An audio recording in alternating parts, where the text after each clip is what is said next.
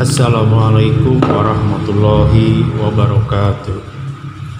Inna hamdalillah nahmaduhu wa nasta'inu wa nastaghfiruh wa na'udzu billahi min syururi anfusina wa min sayyiati a'malina may yahdihillahu fala mudhillalah wa may yudhlilhu fala hadiyalah. Allahumma shalli wa sallim ala sayyidina Muhammadin wa ala alihi wa sahbihi ajma'in, amma ba'du. Setiap datang bulan Ramadan, umat selalu bertanya tentang apa saja yang dapat menyempurnakan ibadah saum. Dari pertanyaan ini selalu menyorot aspek hukum ibadah yang lebih bersifat teknis dan merupakan aspek substansi dari ibadah puasa Ramadan yang menjadi pokok diwajibkannya ibadah puasa. Kedua aspek ini sama-sama penting. Pemahaman terhadap substansi ibadah tanpa dibarengi dengan pengetahuan teknis akan berakhir ibadah yang dilakukan tidak akan diterima.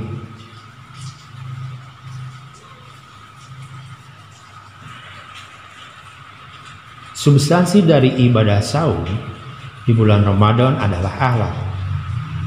Bagi sebagian orang, kata akhlak ini terbatas maknanya pada persoalan etika atau sopan santun.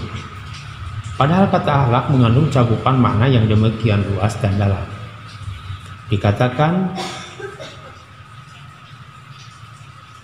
kata Rasulullah menyebut misi utamanya adalah untuk menyempurnakan akhlak. Sungguh aku hanya diutus untuk menyempurnakan akhlak. Dari hadis ini, makna akhlak tidak sederhana seperti yang dipahami kebanyakan orang, yaitu bertutur kata yang baik, murah senyum, menghormati orang lain dengan menundukkan kepala. Jika akhlak seperti ini akan menjadi pertanyaan ketika sejarah menyebutkan bahwa Rasulullah banyak melakukan peperangan. Demikian juga banyak kitab hadis yang menceritakan bahwa Rasulullah menerapkan hukum kepada orang-orang yang melakukan pelanggaran hukum secara sengaja. Di manakah akhlak dalam pengertian sebagai sopan santun ini? Di dalam bahasa Arab, akhlak dimanakan sebagai perilaku. Pengertian lain dari kata akhlak menurut tinjauan bahasa adalah agama atau harga diri. Akhlak juga mengandung arti sebagai bentuk perilaku yang utama yang darinya muncul serangkaian perbuatan yang mudah dilakukan. Jika kata akhlak disandingkan dengan Islam, makna yang muncul adalah kepribadian seorang muslim yang dapat membantunya untuk menjauhi semua perbuatan yang tercela. Dari serangkaian definisi ini, kata akhlak menggambarkan 1. Ketaatan, 2. Kepatuhan, 3. Ketundukan, 4. Kesadaran, dan 5. Kebiasaan untuk melakukan semua kebaikan yang mendatangkan manfaat bagi diri sendiri maupun orang lain. Dengan penggambaran makna yang sangat kaya ini, tidaklah keliru jika dikatakan bahwa ibadah puasa Ramadan bertujuan untuk membentuk akhlak orang yang melakukannya agar menjadi rahmat bagi lingkungan sekitarnya. Dimensi akhlak ini sangatlah banyak. Para ulama menjelaskan bahwa di dalam implementasinya akhlak terbagi-bagi menjadi 1. Akhlak kepada Allah, 2. Akhlak kepada Rasulullah, 3. Akhlak kepada kitab-kitab Allah, 4. Akhlak terhadap sesama muslim, 5. Akhlak terhadap sesama manusia, 6. Akhlak terhadap sesama makhluk Allah, dan 7. Akhlak terhadap lingkungan hidup. Relasi akhlak dengan puasa Ramadan ditunjukkan oleh serangkaian nilai yang terkandung di dalamnya. Nilai-nilai adalah kejujuran, kesungguhan, ketekunan, kesabaran, dan optimisme. Nilai kejujuran ditandai dengan tidak melakukan perbuatan curang yang hanya diketahui diri sendiri dan menutupinya dari pengetahuan orang lain. Orang yang berpuasa akan selalu berusaha jujur, yaitu dengan tetap mempertahankan perjuangan, menahan lapar dan haus pada siang hari, meskipun di tengah kesendirian tanpa disaksikan oleh orang lain. Nilai kejujuran ini yang merupakan manifestasi dari sikap ihsan, sebagaimana yang dikatakan oleh Rasulullah, yaitu engkau beribadah kepada Allah seolah-olah engkau melihatnya. Kalaupun engkau tidak melihatnya, sungguh Allah melihatmu. Hadis riwayat Muslim.